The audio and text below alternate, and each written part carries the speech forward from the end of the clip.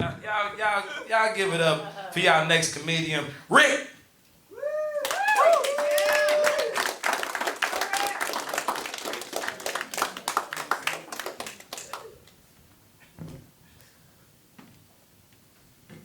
Well, first of all, I don't think I can go to Kroger's anymore and look at that shopping cart.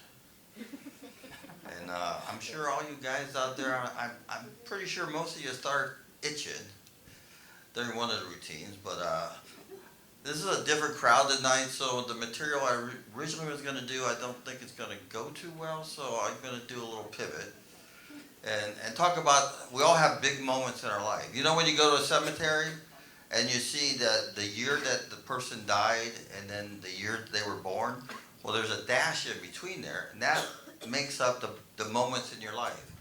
So I'm going to share a couple of my big moments. The first one is I met the guy that invented the Big Mac. That was cool as hell. You don't get too many chances in life to meet a guy that's invented an icon. His name was Jim Delgatti. He was from Pittsburgh. And Ray Kroc at the time was interested in getting another sandwich to compete with the Whopper. They didn't have a Whopper, so he went there, he liked what the guy made, and they made it the Big Mac. Now, I know what you're all thinking out there. He owned a McDonald's. He probably ate a Big Mac every day, so he's probably fat. And shame for all you thinking that, because, you know, we should always give people the benefit of the doubt, but he really was fat. But he was a great guy. He passed away about a year ago, too, so. And that's always one of my big moments, because, you know, whenever I eat a Big Mac, I think of Jim. Another big moment is when I quit smoking. Anybody else here quit smoking? It's hard to do. It's really, really hard to quit smoking once you get hooked, right? And I remember it just like it was yesterday. It was the summer that I graduated 5th grade. That's true. I was smoking in 5th grade. I was stealing cigarettes. And I thought that it would make me cool and I would get women. But then I realized that I was never going to be cool. And I'm in 5th grade. What am I going to do with a woman if I got one? It was, you know, I'm an older guy, so it wasn't like, you know, there was the internet back then. We had the how to do guide out there. So I decided that it'd be much more fun to just steal candy bars instead of cigarettes, so I gave it up. Never went back. And the last thing is, everybody's probably had this moment in their life, or at least I think you should have had it. The first day you drive a car to high school. Everybody remember that? Yeah, it's a cool thing. And for months I'm talking to my dad, you gotta let me drive. I gotta drive the car. And finally, I just kept bugging him too much. He finally gave in and let me drive the black Gran Torino, which back in the day was a super hot, you know, sexy, cool car. So I'm driving into school, pulling into the parking lot, and everybody's looking at me. And I'm thinking to myself, well, Rick's finally going to be cool. And I pull in, I strut into the homeroom and everything, and it got even cooler. The principal came on the PA and said, well, the driver of the Gran Torino. So I'm thinking, oh my God, he's going to tell everybody in school that I drove that car. I'll be the coolest kid ever. But then he went on.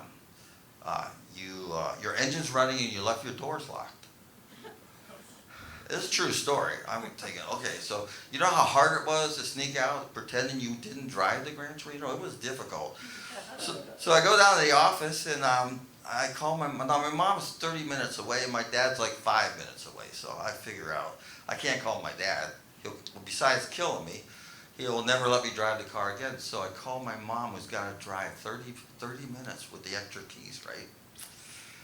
So I go out to the car, and sure enough, the engine's running, the door's locked on the driver's side, but I look on the passenger side, it's not locked. So I'm a 16-year-old kid with a huge dilemma. So do I call my mom and not have her drive the 30 minutes? Or do I go over there, open the door, and lock it, so when she gets there, the door will be locked?